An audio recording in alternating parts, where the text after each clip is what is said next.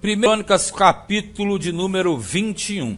É um capítulo que apresenta mais um problema do passado com uma visão diferente. Você já percebeu que nos capítulos anteriores, o 19 e o 20, não se tratou absolutamente nem de Batseba, nem de Urias, nem dos pecados de Davi, nem da repreensão de Natã. Confere por quê?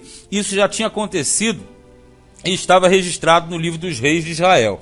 Agora a questão é que aqui no 21 tem outra situação que envolveu Davi, que foi a numeração do povo e um castigo de Deus que veio sobre Israel. Logo de cara, você constata no versículo 1 uma grande diferença. Eu vou ler, depois comento. Diz assim: então Satanás se levantou contra Israel e incitou Davi a numerar a Israel. E disse Davi a Joabe e aos seus maiorais, e aos maiorais do povo: ide, contai a Israel desde Berseba até Dan, e trazei-me a conta para que saiba o número deles. Então disse Joabe: o Senhor acrescente ao seu povo 100 vezes tanto como é. Porventura, ó rei, meu senhor, não são todos servos de meu senhor? Por que procura isso, meu senhor? Por que seria isso causa de delito para com Israel? Vejamos aqui. O grande problema é que dentro do sistema israelita, somente Deus poderia determinar a contagem do povo. E aqui Davi, ele tem essa ideia de contar o povo. Tanto é que o próprio Joabe falou, olha, de Berseba até Dan, ou Dan até Berseba, que quer dizer, desde a parte de baixo do mapa, que é justamente Berseba, até lá em cima, que é Dan, aquela pequena Danzinha na fronteira com a Fenícia. Ele está dizendo, todo o território tem que ser contado. E o Joabe, ele vai questionar, ele falou para o Davi, Davi, ô rei, isso aí não é necessário, você está arrumando um problema, por que você vai arrumar delito para com Israel? Porque sabia que era uma medida arbitrária, era algo que não estava previsto. Só que a grande diferença já começa no versículo 1, quando fala que Satanás se levantou contra Israel. Satanás no texto original é Satã. No hebraico é Satã. Então, aqui diz que Satanás se levantou contra Israel e incitou a Davi. Quando nós lemos a narrativa primeira de 2 Samuel, capítulo 24, lá diz que o Senhor se tornou a ascender contra Israel. E aqui fala para Satanás. É uma credencial, uma tônica de Crônicas. Atribui sempre o lado negativo a Satanás. E verdadeiramente o é. Porque como é que nós vamos entender aqui? Não foi Davi que errou. Se você vai perceber na narrativa, inclusive eu já falei no comentário lá do capítulo 24, aqui existia uma necessidade de que o povo viesse a padecer. Então aqui Satanás se levanta contra Israel e não contra Davi. Pelo contrário, Satanás incitou a Davi a numerar o povo, porque o povo é que vai pagar essa conta aqui. Você percebe no final. E por que isso seria? Para mostrar que Satanás, na verdade, ele só trabalha dentro de uma permissividade divina. Então, quando Davi ele é incitado por Satanás. Mas como diz a narrativa de 2 Samuel, foi Deus que na verdade se levantou com ira contra Israel. Você pode conferir. Então, tanto lá quanto aqui, fala que a ira é contra Israel. Em momento algum fala que a ira é contra Davi. Até mesmo porque nós vamos verificar que Davi não vai sofrer absolutamente nada. Versículo de número 4 diz: porém a palavra do rei prevaleceu contra Joabe, pelo que saiu Joabe e passou por todo Israel. Então voltou para Jerusalém. E Joabe deu a Davi a soma do número do povo, e era todo Israel 1.100.000 homens, dos que arrancavam espada, e de Judá 470.000 homens, dos que arrancavam espada. Isso aqui vai dar mais ou menos 1,5 milhão de pessoas, de homens de guerra. Aí diz aqui no versículo 6, porém os de Levi e Benjamim não contou entre eles, porque a palavra do rei foi abominável a Joabe. Isso quer dizer, o Joabe ele não contou os levitas nem a tribo de Benjamim, porque o Joabe também não fez na totalidade, porque ele sabia que na verdade aquela contagem não era algo lícito, embora fosse incitado, mas ninguém sabia. Até a gente fica lendo isso aqui agora, a gente sabe mais do que eles, né? 7. E esse negócio também pareceu mal aos olhos de Deus. Olha aqui. Pelo que feriu a Israel. Aí você fala, mas pera, ficou mal aos olhos de Deus ferir Israel? É, com certeza. Mas só que aquilo foi uma questão incitada para que ele ferisse a Israel. Olha no 8. Então disse Davi a Deus: gravemente pequei em fazer tal coisa, Porém, agora, ser servido de tirar a iniquidade de teu servo, porque procedi muito loucamente. Olha que Davi cai na real da besteira que fez. Falou, pois, o Senhor a Gade, o vidente de Davi, dizendo: vai e fala a Davi, dizendo: assim diz o Senhor, 3 coisas te proponho, escolhe uma delas para que eu ta faça. Veja bem, 11. E Gade veio a Davi e lhe disse: assim diz o Senhor, escolhe para ti, 2 pontos, ou 3 anos de fome, ou 3 meses te consumas diante de teus adversários, e a espada de teus inimigos te alcance, ou que 3 dias a espada do Senhor, isto é, a peste, na terra, e o anjo do Senhor destruam todos os termos de Israel. Vê, pois, agora que resposta hei de levar a quem me enviou, quer dizer, a Deus. Você percebe que foram 3 alternativas. 3 anos de fome na terra, 3 meses perdendo na peleja. Davi nunca experimentou uma derrota em peleja. Ou 3 dias de peste. Você verifica que o 3 ele está envolvido nas 3 opções. Então são 3 opções que apresentam 3 vezes o número 3. Aí diz assim: então disse Davi a Gade: estou em grande angústia, caia eu, pois, nas mãos do Senhor, porque são muitíssimas as suas misericórdias, mas que eu não caia nas mãos dos homens. Quando ele fala cair na mão de Deus, é não ter o confronto com o inimigo. Ele nunca experimentou derrota. Ele venceu gigantes, homens de 24 dedos, guerreiros fora do comum, e ali ele ia perder. Ele falou: não, eu quero cair na mão de Deus. Mandou, pois, o Senhor a peste a Israel. Vamos lá. E caíram de Israel 70.000 homens. Olha só, a numerologia trabalha muito aqui. 70 sempre é um número voltado para um número completo, mas geralmente de disciplina ou de controle. Quando você pega os 70 anos de cativeiro, quando você trabalha os 70 anciãos, quando você trabalha 70.000 que morreram, você tira o 0, vai ficar o 7, porque o 7 é a perfeição de Deus. Da mesma forma, você verificou, nas 3 alternativas de punição, sempre vem 3 anos, 3 meses, 3 dias. Então você vem do maior para o menor: anos, meses, dias. Mas nas 3 situações, o número 3 apresenta o quê? A trindade, que é justamente a totalidade do Deus Todo-Poderoso. Então isso aqui é algo que vem de Deus para o homem, porque assim como o Deus é trino, o homem também é trino. Então aqui existe uma perfeição, tanto naqueles que morrem, quanto naqueles nas opções que vêm, que são diversificadas, proporcionalmente de acordo com cada consequência que viria. E Davi apresenta para o Senhor. E aí vem a peste sobre Israel, e ali eles vão sofrer com a morte 70.000 homens. Vamos lá, 15. E o Senhor mandou um anjo a Jerusalém para destruir. E ao destruí-la, o Senhor viu o anjo, e se arrependeu daquele mal. Você sabe, arrepender é mudar de ideia, mas você vê que ele só muda de ideia quando atinge o alvo, que são os 70.000. E disse ao anjo destruidor: basta, agora retira a tua mão. E o anjo do Senhor estava junto à eira de Ornã, o Jebuseu. Vamos parar, vamos voltar um pouquinho. Outra parte aqui interessantíssima. Você percebe que esse arrependimento de Deus mostra que chegou a um limite.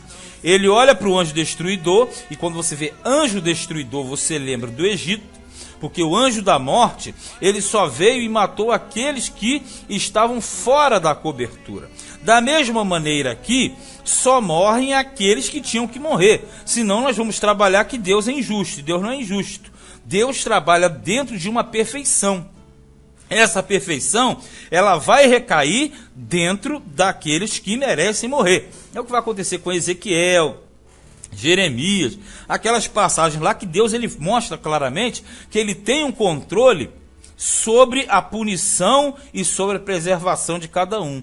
Quando ele fala para o anjo basta aqui, para que bastasse a atuação dele, você percebe que não houve intercessão ainda. Então Deus não parou de ferir a cidade e ter uma mortandade. Ele não parou porque alguém falou, Deus, por favor, não. Ele em si falou basta porque chegou no limite, você percebe isso? E ali eles estavam na eira de Ornã o Jebuseu. Lá na tradução de Samuel, não fala Ornã, mas fala Araúna o Jebuseu. Você fala, mas como é que muda o nome? Porque o livro de Crônicas, nós falamos sempre, ele tem apresentações diferentes.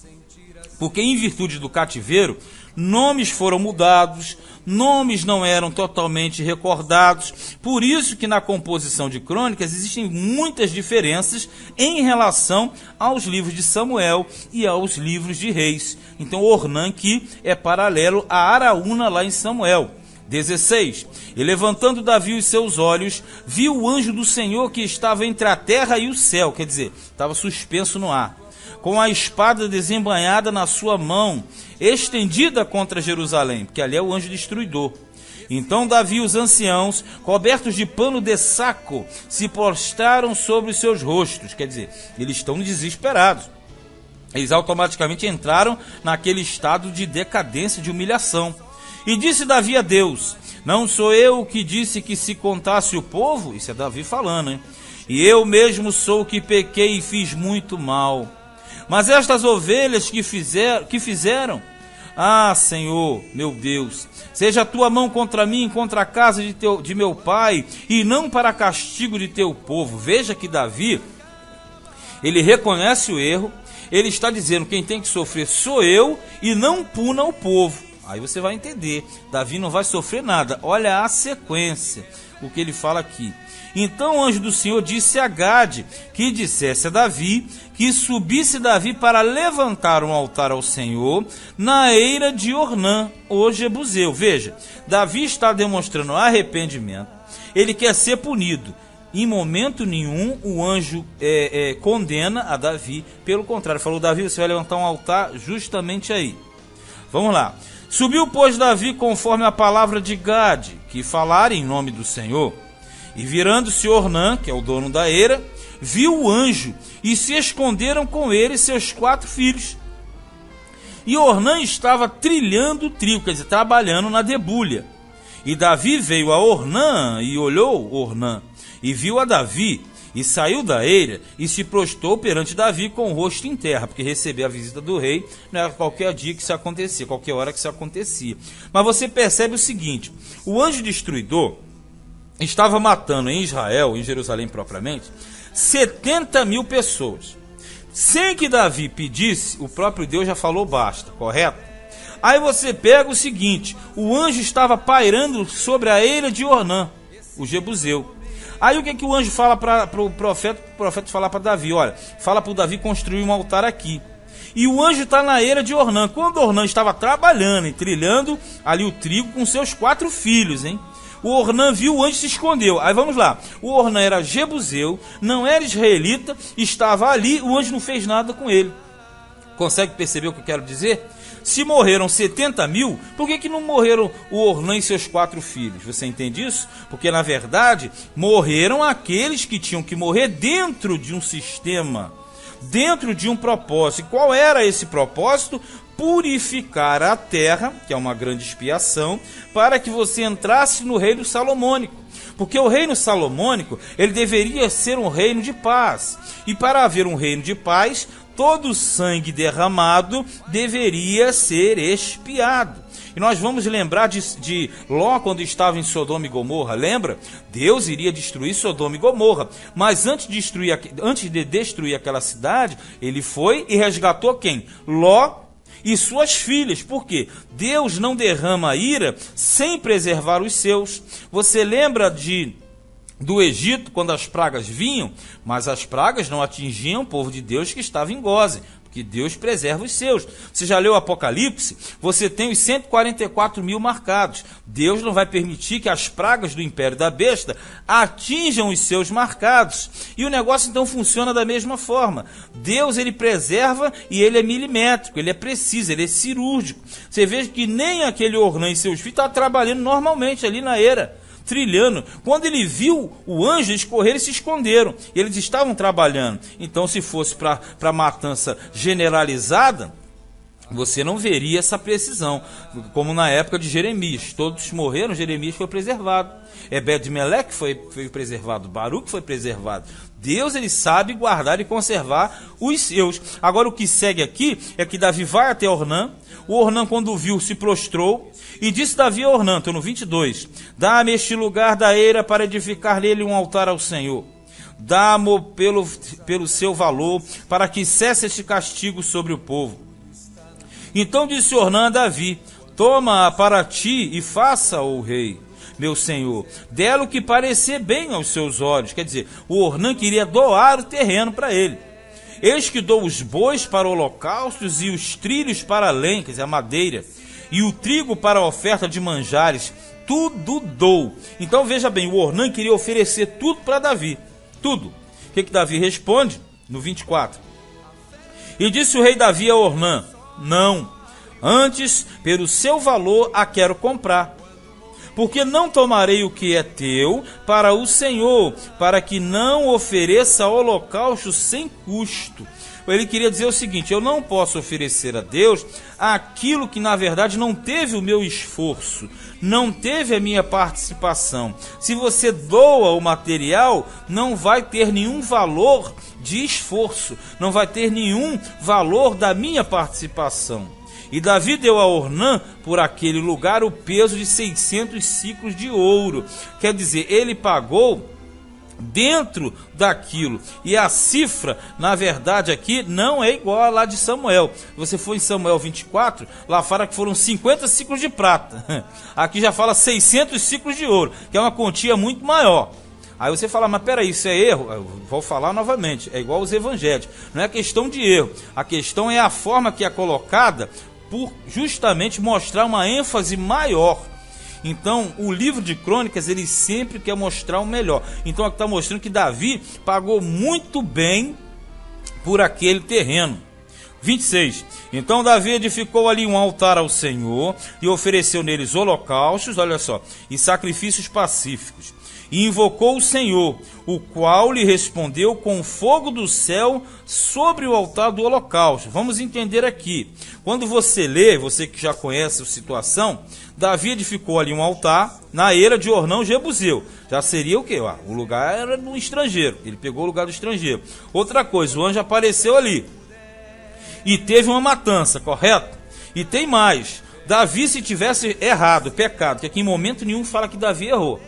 Aqui não fala em momento nenhum. Fala que ele simplesmente foi incitado para que se cumprisse algo. Porque senão ele sofreria o dano. Em momento algum, Deus fala contra Davi. Em momento nenhum, Deus reprova Davi. Pelo contrário, manda ele pegar, construir um altar ali. Ele constrói um altar. Se Davi estivesse impuro, Davi seria fulminado instantaneamente. Não foi. Não foi. Tem mais. Davi aqui edifica um altar e oferece holocaustos e sacrifícios pacíficos. Se você não entendeu ainda, entenda agora. Não existe aqui nenhum sacrifício expiatório. Porque se houvesse transgressão, teria que ser sacrifício expiatório. Por que não teve sacrifício expiatório? Porque, na verdade, esse sacrifício expiatório já foi feito com as mortes das pessoas que morreram, dos 70 mil. Então, o sacrifício que ele faz é do restabelecimento da paz. Quem estudou e lembra, entende muito bem. O holocausto é uma oferta. O sacrifício pacífico é para restabelecimento da paz. Não existe aqui sacrifício expiatório. Moral da história, Davi não tinha pecado e ele estava simplesmente fazendo uma renovação de comunhão com o povo. E para intensificar mais ainda, aqui diz que desceu fogo do céu e tocou fogo naquele holocausto. Aí como é que fica a situação? Se Deus tivesse desaprovado, se Davi tivesse em pecado, ele tinha morrido, ele não seria aceito e ele teria que fazer expiação. Ele não fez expiação, ele não morreu, o sacrifício foi aceito. Ainda fez um altar e ofereceu a Deus. E ele não era sacerdote. Como é que fica? Quando você pega lá atrás, Saul foi oferecer o holocausto e foi repreendido. Aqui Davi faz o holocausto, na verdade, sendo ele rei e não sacerdote. Porque isso, nós já falamos, Davi apresenta 3 prefigurações de Cristo. Uma como o rei, que nós encontramos em Samuel. Já aqui no livro de Crônicas, Davi ele não toma praticamente as proporções de reis. ele se apresenta como um sacerdote, porque ele não somente faz isso aqui, como você vai perceber, que ele fez todo um tratamento na questão do tabernáculo, que ele queria construir o templo. Então você percebe que a dedicação de Davi em Crônicas, ela é mais enfática em cima das atribuições sacerdotais do que propriamente as de rei, porque as de rei já estão em Samuel. Então o livro de Crônicas não aparece um Davi propriamente rei, mas sim um Davi que está ligado à linhagem sacerdotal, fazendo os preparativos do templo, fazendo os sacrifícios, coisas que não era lícito a ele. Mas como Davi é prefiguração de Cristo, e é uma prefiguração cheia, ela em todo o tempo, ela é full time, cheia, ele é uma plenitude de prefiguração de Cristo, ele ali, ele simplesmente, ele vai estar mostrando o lado do rei, que ficou lá em Samuel, o lado do sacerdote, que aqui está, e o lado do Davi profeta, que vai acontecer justamente no livro dos Salmos, porque no livro dos Salmos, Davi é apresentado como profeta, porque ele profetiza, ele cria as músicas que são, na verdade, as odes espirituais para o Senhor. Então aqui ele ofereceu holocausto. O que aconteceu no 27? E o Senhor deu ordem ao anjo, e ele meteu a sua espada na bainha. Vendo Davi no mesmo tempo que o Senhor lhe respondera na eira de Ornã, o Jebuseu, sacrificou ali. Então quer dizer, ele passou a sacrificar naquele altar. E você percebe, peraí, mas a arca tinha sido levada para Jerusalém, não é isso? E o templo ainda estava em Gibeão, no alto de Gibeão. Como é que fica essa situação? Se você tem um olho espiritualmente falando bom, você vai perceber o quê? Que quando ele passa a sacrificar naquele local, na eira de Araúna, que aqui é Ornã, o Jebuseu, já era simplesmente símbolo de que ali seria o lugar do templo. Porque esse local aqui que foi adquirido era aquele mesmo Monte Moriá que Abraão ofereceu o sacrifício, que na verdade seria o Isaac. Quando você vai em Gênesis capítulo 22, ali o Abraão, ele foi numa das montanhas de Moriá, e lá ele sacrificaria Isaac, não sacrificou, mas depois sacrificou o animal, lembra? E é exatamente ali aonde estava a eira de Araúna, que Davi viu o anjo e que Salomão vai construir o templo. Então, nada na Bíblia por acaso.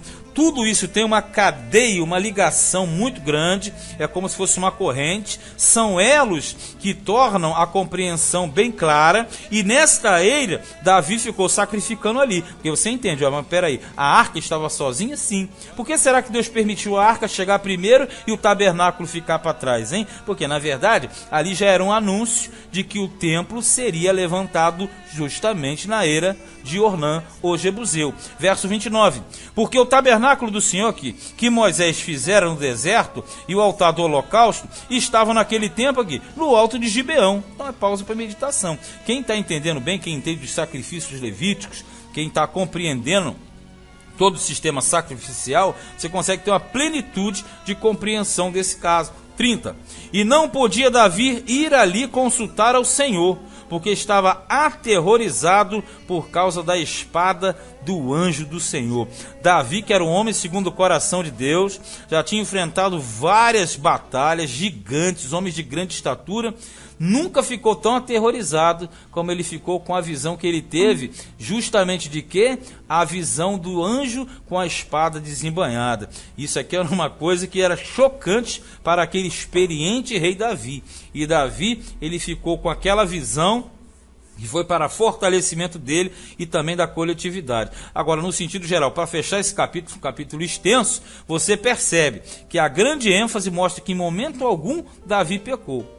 E aquilo tudo aconteceu porque o povo tinha que sofrer. E você vê depois que Davi é aceito, ele sacrifica, não tem problema nenhum. E aquele terreno, e era terreno do estrangeiro ainda por cima, né? O que simboliza que Cristo, na verdade, ele veio para quê? Para unir e reunir várias pessoas, não vou dizer todos, vários, os escolhidos, né? Na verdade, os eleitos de Deus, de toda a terra, dentro de uma unificação. Isso vai desembocar, vai desencadear 100% lá no período milenial.